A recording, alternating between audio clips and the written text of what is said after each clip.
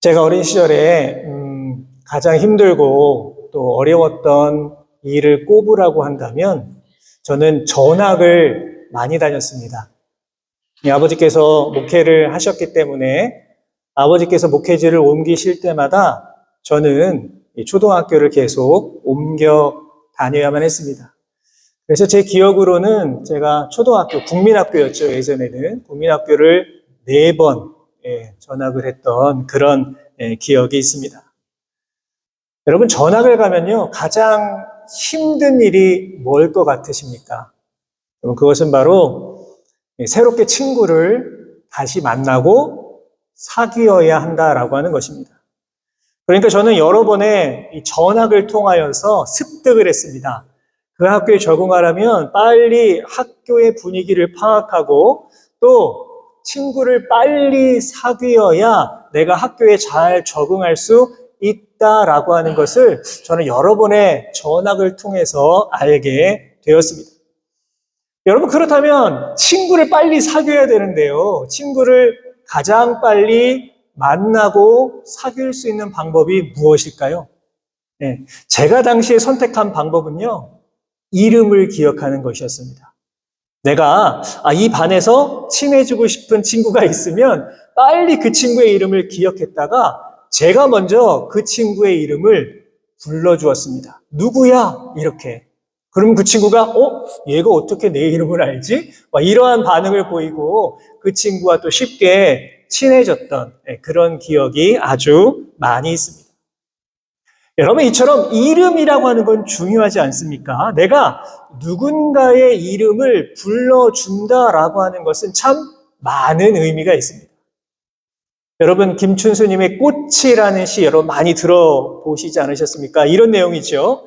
내가 그의 이름을 불러주기 전에는 그는 다만 하나의 몸짓에 지나지 않았다. 내가 그의 이름을 불러주었을 때 그는 나에게로 와서 꽃이 되었다. 여러분, 참 많은 의미를 지니고 있는 그런 시 아니겠습니까? 내가 누군가의 이름을 쉽게 부르는 것 같지만 사실 누군가의 이름을 불러준다라고 하는 것에는 어떤 의미가 있겠습니까? 내가 그 사람을 존중한다. 내가 그 사람을 인정한다. 이런 의미가 담겨 있는 것이다 라고 볼 수가 있습니다. 여러분, 우리 오늘은 이러한 관점을 가지고 예수님에 대하여서 우리가 조금 더 한번 생각해 보고자 합니다.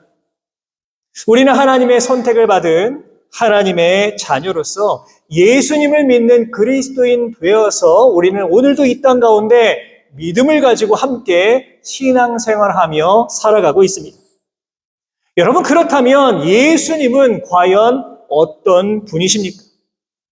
예수님은요, 죄로 인하여서 죽을 수밖에 없는 나를 대신하여 이 땅 가운데 오셨고 우리의 모든 죄, 나의 모든 죄를 다 짊어지시고 십자가에서 죽으심으로 말미암아 우리는 그 보혈의 공로로 다 구원을 받고 이제 지옥이 아니라 천국을 바라보며 살아가는 그러한 은혜를 받게 되었습니다. 우리가 지금 믿고 있는 이 기독교라고 하는 종교는 예수 그리스도 그 십자가 보혈 위에 세워진 것이고 지금 이 시간에도 전 세계 수많은 사람들이 예수님을 믿고 있습니다. 아마 이 자리에 계신 여러분들도 예수라고 하는 그 이름에 대해서 모르는 분들은 아마 아무도 안 계실 겁니다. 여러분, 그런데 한번 깊이 한번 생각해 보십시오. 나는 정말 예수님을 잘 알고 계십니까? 나는 정말 예수님을 분명하게 알고 계십니까? 만약 누군가 여러분들에게 나 예수라는 사람이 너무나 궁금한데 나에 대해서 예수님이 누군가 한번 알려줘 라고 하는 질문을 받았다라고 한다면 여러분들은 예수님을 어떻게 알려주시겠습니까? 한번 깊이 생각해 보십시오. 물론 여기 이 자리에 계신 우리 세빛교회 성도님들께서는 누구보다도 우리 예수님을 사랑하는 분들이기 때문에 제가 전혀 의심의 여지가 없지만 여러분, 신앙생활 한다 하는 많은 사람들 가운데 예수 그리스도 그 이름에 대해서 잘 모르는 사람들이요 얼마나 많이 있는지 모릅니다. 여러분, 그런데 성경에도요, 예수님에 대해서 잘 모르는 사람들의 이야기가 아주 많이 등장하고 있습니다. 물론 예수님에 대해서 전혀 관심이 없는 사람들은요, 예수님이 어떤 분인가 잘 모를 수 있습니다. 그것은 어찌 보면 너무나 당연한 것입니다. 그런데 예수님에 대해서 알고 있다 생각하던 사람들, 심지어 예수님과 함께 오랫동안 함께 교제했던 사람들, 더 나아가 예수님이 정말 아끼시고 사랑했던 그러한 사람들 가운데에서도 예수님에 대해서 잘 모르는 그러한 모습을 보여준 경우가 너무나 많이 있습니다. 어쩌면 오늘 우리가 읽은 이 본문의 말씀이요, 그 대표적인 이야기라고 할 수가 있습니다. 자, 어느 날 예수님께서는요, 정말 충격적인 소식을 듣게 되셨습니다. 그것은 바로 베다니에 살고 있는 나사로라고 하는 이 사람이 병들어서 죽게 되었다라고 하는 소식을 듣게 되신 것입니다. 예수님께서는요, 이미 나사로가 누구인가 분명하게 알고 계셨습니다. 또한 예수님은요, 나사로의 여동생인 마르다와 마리아도 이미 다 알고 계셨습니다. 오늘 보면 5절에는 이런 말씀이 기록되어 있습니다. 예수께서 본래 마르다와 그 동생과 나사로를 사랑하시더니, 아마도 예수님께서는요, 이 나사로 남매와 아주 예전부터 친하게 지내셨던, 아주 밀접하게 교제하셨던 그런 사이였다라는 것을 알 수가 있습니다. 자, 여러분, 심지어 오늘 본문에 나오는 마리아라고 하는 사람이 있습니다. 이 사람은 어떤 사람입니까? 오늘 보면 2절을 보십시오. 이 마리아는 향유를 주께 붓고 머리털로 주의 발을 닦던 자요, 병든 나사로는 그의 오라버니더라. 이렇게 기록이 되어 있습니다. 여러분, 이 마리아 어떤 사람입니까? 정말 이 복음서에 예수님을 헌신적으로 자신의 모든 것을 다 바쳐 예수님을 섬긴 그런 여인으로 알려져 있습니다. 그러니까요, 예수님은 지금 예수님께서 평소에도 너무나 좋아하시고 너무나 아끼시고 너무나도 사랑하셨던 이 마르다와 마리아의 오빠 나사로가 위독하다라고 하는 소식을 듣게 된 겁니다. 위독하다. 자, 그렇다면 여러분, 이 위독하다라고 하는 소식을 들은 예수님께서는 어떤 모습을 보여주셔야 됐던 것일까요? 만약 여러분들께서 정말 사랑하는 누군가가 위독하다라고 하는 소식을 듣는다면 여러분 어떻게 행동하시겠습니까? 아마 지금 내가 하고 있는 일을 잠시 내려놓고 한 걸음에 달려가실 것입니다. 아마 마르다도 예수님께 이런 모습을 조금 기대했던 것 같습니다. 본문 3절의 말씀 보십시오. 이에 그 누이들이 예수께 사람을 보내어 이르되 주여 보시옵소서 사랑하시는 자가 병들었나이다 하니, 이렇게 말씀하고 있습니다. 지금 이들은요, 예수님께 급하게 급전을 띄운 거죠. 급전. 그러면서 뭐라고 합니까? 주님께서 사랑하시는 자가 지금 병들었습니다. 아픕니다. 죽을지도 모릅니다. 이러한 소식을 전한 것입니다. 특별히 본문에 기록된 사랑하시는 자라고 하는 단어는요, 헬라어로 필레이스 이렇게 되어 있습니다. 이 단어의 뜻은요, 친구처럼 사랑하는 자, 이러한 뜻입니다. 친구처럼. 오늘 보면 11절엔 이런 말씀도 있습니다. 우리 친구 나사로가 잠들었도다. 예수님 말씀입니다. 우리가 뭘 할 수 있습니까, 여러분? 이 나사로라고 하는 사람은요, 예수님과 정말 친한 사람이라는 겁니다. 정말 친한 친구처럼, 중마고우처럼 그렇게 지냈던 사람이 바로 나사로다라는 것을 우리는 짐작해 볼 수가 있습니다. 자, 그렇다면 여러분, 왜 마리아는 예수님께 사랑하시는 자가 병들었나이다, 이러한 전가를 보낸 것일까요? 예수님 큰일 났습니다. 우리 오빠가 지금 죽을 것 같아요. 빨리 오셔서 우리 오빠 좀 살려주세요. 라고 소식을 전한 것이 아니라 왜 병들었다 이렇게만 소식을 전한 것일까요? 왜 그랬을까요? 그것은 아마도 예수님께서는 이미 밀접한 관계가 있었기 때문에 그냥 이렇게만 보내도 예수님은 한 걸음에 달려올 거야. 아마 그렇게 생각을 했을 겁니다. 그런데 이들의 기대와는 달리 예수님 뭐라고 하셨습니까? 사랑하는 자가 병들었다. 이 소식을 듣고 예수님 뭐라고 하셨습니까? 오늘 보면 4절을 보십시오. 예수께서 들으시고 이르시되 이 병은 죽을 병이 아니다 라고 말씀하십니다. 죽을 병 아니야? 예수님의 말씀입니다. 안 죽을 거야. 괜찮아. 예수님의 말씀입니다. 마치 의사가 환자를 보고 생명이 너무 위독합니다. 이제 빨리 준비를 하셔야 될 겁니다. 이렇게 말을 했는데도 불구하고 곁에 있던 누군가가 아니야, 안 죽어. 괜찮아. 이렇게 말하고 있는 상황입니다. 여러분 더욱이는 본문을 읽어보시면 예수님은요, 요단 동편에 유대인들을 피해서 머물고 계시는 상황입니다. 그러니까 나사로가 있는 베다니까지 오려면 아주 먼 길을 걸어오셔야 했습니다. 한마디로 시간이 촉박한 상황입니다. 여러분 더 이해할 수 없는 것은 무엇이냐 하면 오늘 본문 6절을 보시면요, 예수님은요 그곳에 이틀을 더 머무셨습니다. 사랑하는 자가 병들어 죽게 되었다라고 하는 소식을 들으시고 괜찮아, 죽지 않을 거야 말씀하시고 그곳에 이틀을 더 머물러 계십니다. 여러분, 우리는 예수님의 이 모습을 어떻게 이해하면 되는 걸까요? 만약 여러분들이 이 예수님의 모습을 보셨다면 여러분들은 예수님을 향해 어떤 마음을 가지셨겠습니까?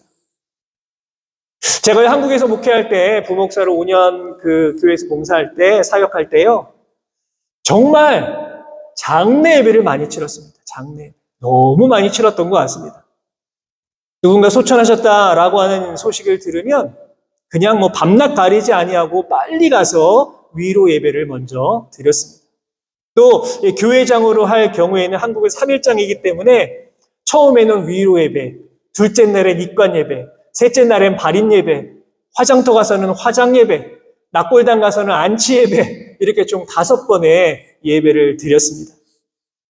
그렇게 예배를 드리면 유족들로부터 꼭 듣는 이야기가 있습니다. 그것은 바로 너무나 감사하다, 너무나 위로가 되었다, 이런 말씀을 참 많이 하십니다.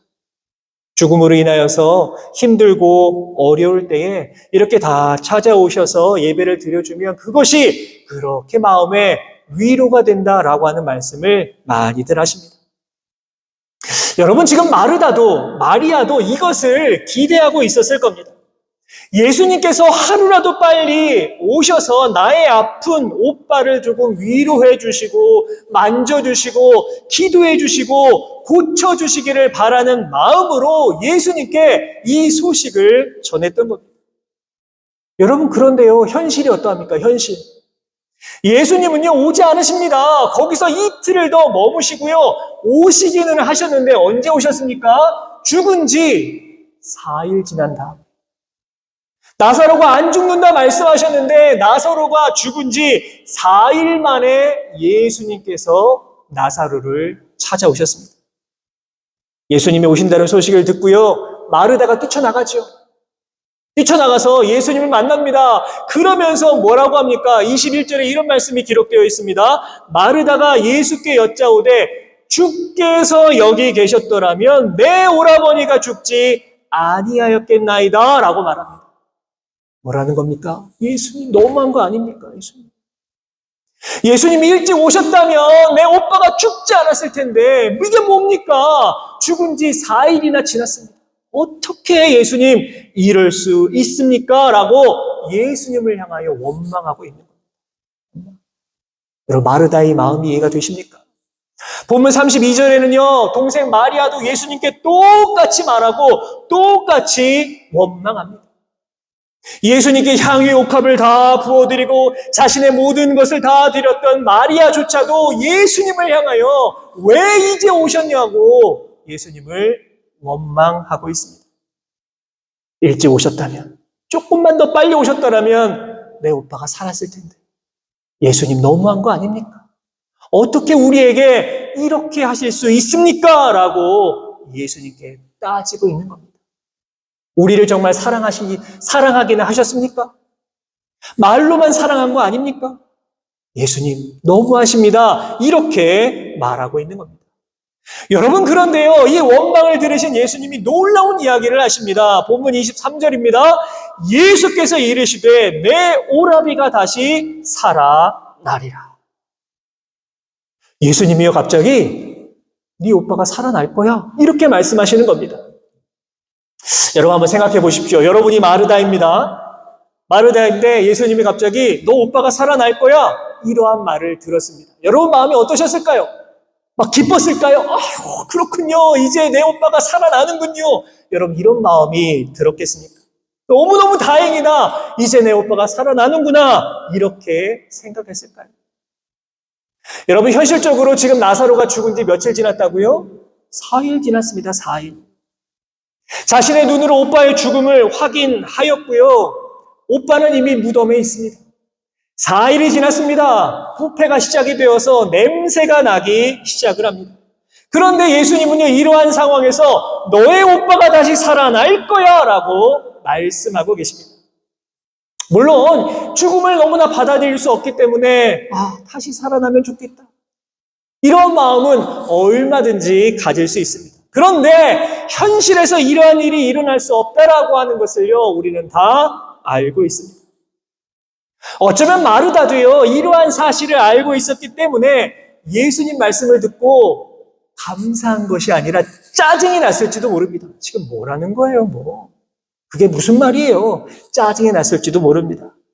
그래서 이렇게 말하지요. 24절 보십시오. 마르다가 이르되 마지막 날 부활 때에는 다시 살아날 줄을 내가 아나이다, 이렇게 말하는 겁니다. 뭐라고 하는 겁니까? 예수님, 그렇습니다. 마지막 때, 부활 때는요, 우리가 다 살아납니다, 이렇게 말하고 있는 것입니다. 자, 예수님은 지금 당장 너의 오빠가 살아날 거야 라고 말하고 있지만 마르다는 어떻게 받아들이고 있습니까?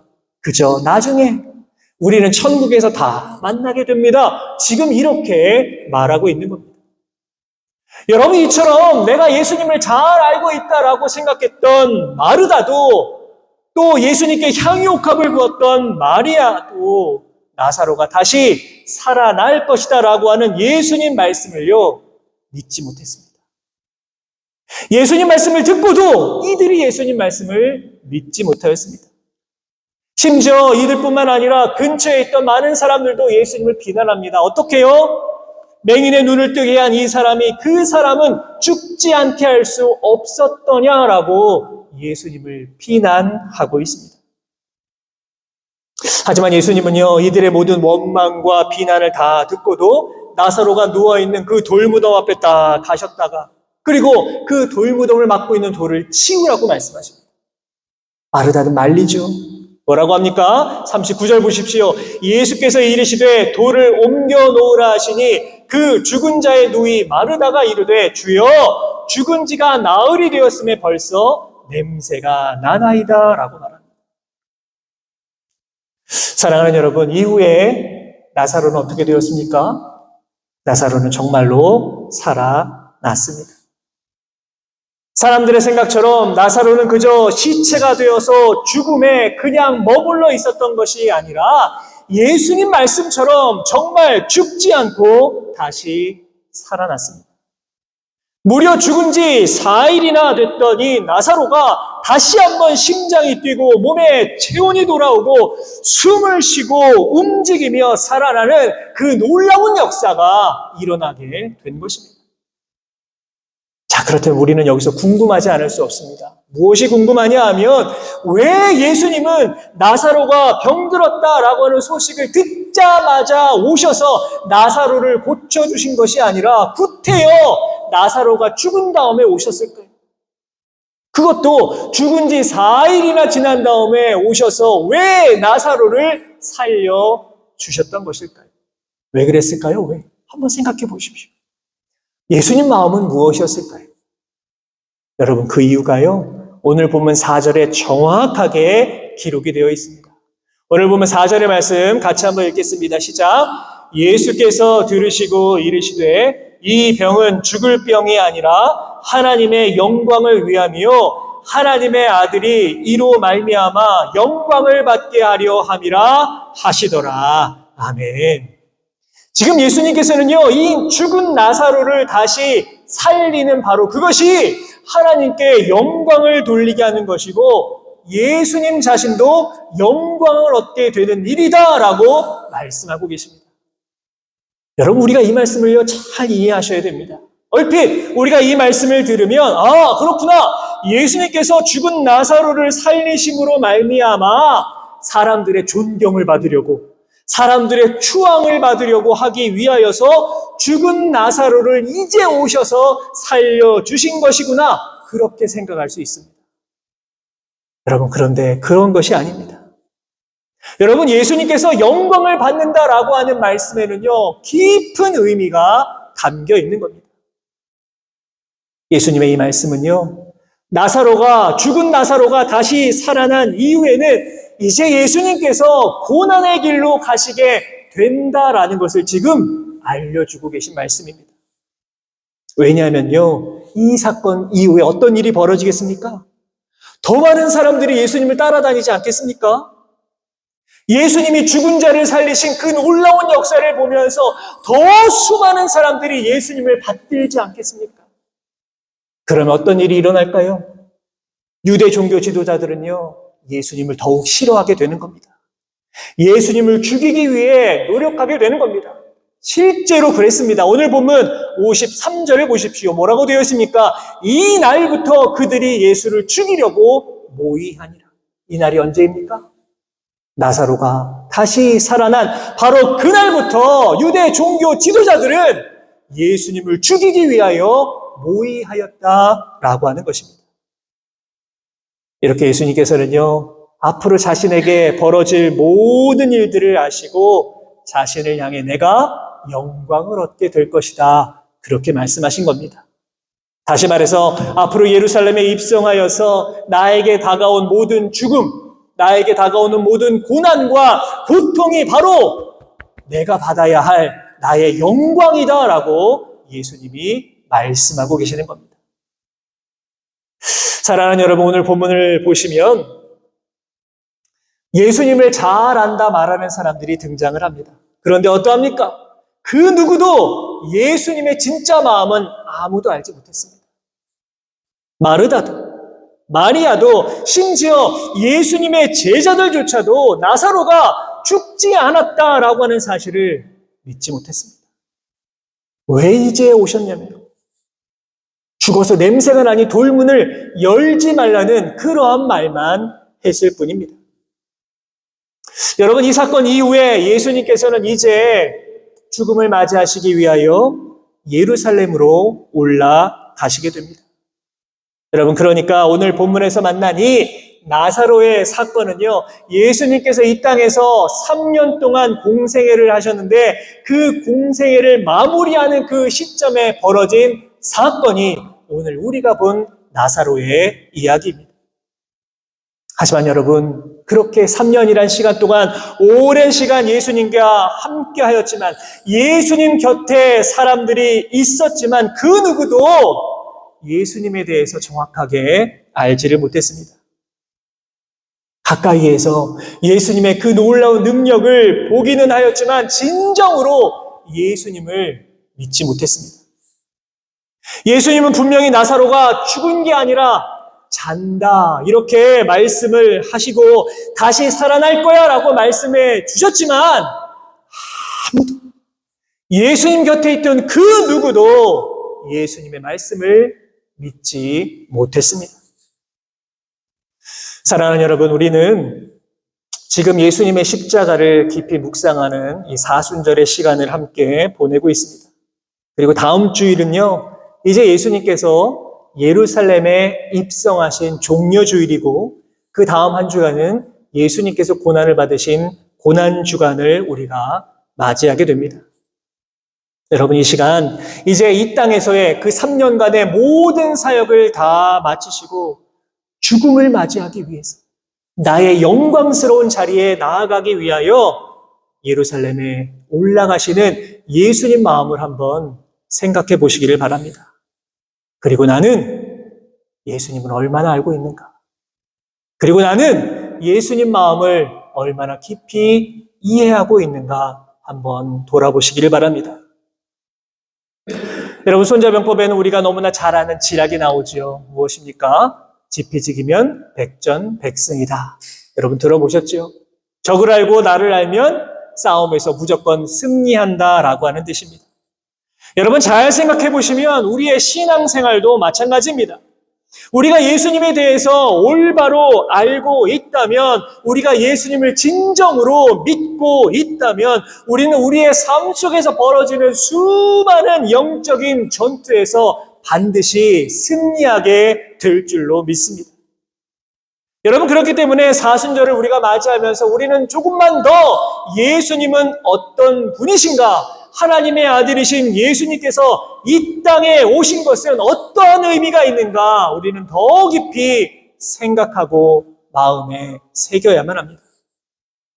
여러분, 예수님은요, 교회를 오래 다녔다고 해서 더 깊이 알 수 있는 것도 아니고요, 내가 교회를 다닌 지 얼마 안 되었다라고 해서 예수님을 모르는 것이 절대로 아닙니다. 여러분, 중요한 것은 무엇일까요? 우리가 진정으로 예수님을 믿기 위해, 예수님을 이해하기 위하여, 예수님을 알기 위해 노력하는 그 신앙의 자세가 필요합니다. 하나님의 아들이신 예수님, 우리의 죄를 대신하기 위하여 이 땅에 오신 예수님, 사망 권세를 모두 이기신 예수님을 우리가 진정으로 알고 의지하고 믿고 예수님만 바라보며 나아갈 때에 우리는 반드시 백전백승하는 삶을 살아가게 될 줄로 믿습니다. 여러분, 마르다처럼, 마리아처럼, 예수님의 제자들처럼 그렇게 예수님을 아는 인생이 아니라 진정으로 예수님을 알고 예수님을 믿고 예수님을 신뢰함으로 말미암아 날마다 우리들의 삶 속에서 벌어지고 있는 이 모든 영적인 전쟁에서 언제나 승리의 나팔을 불며 그렇게 이 땅을 살아가실 수 있는 우리 모든 성도 여러분의 귀하고 복된 삶의 모습이 다 되실 수 있기를 주님의 이름으로 축원합니다.